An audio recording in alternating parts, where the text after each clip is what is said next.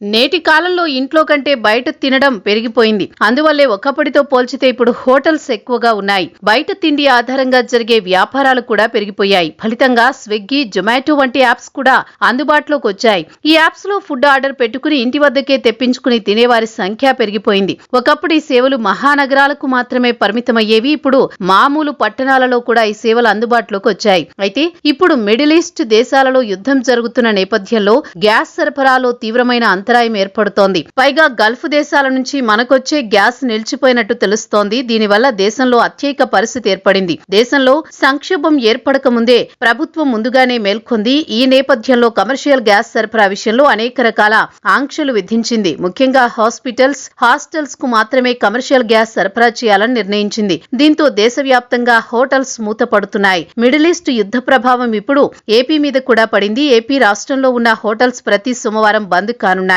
అంతేకాదు స్విగ్గీ, జొమాటో సేవలు కూడా నిలిచిపోనున్నాయి. విజయవాడలో హోటల్స్ అసోసియేషన్ అత్యవసర సమావేశం నిర్వహించింది.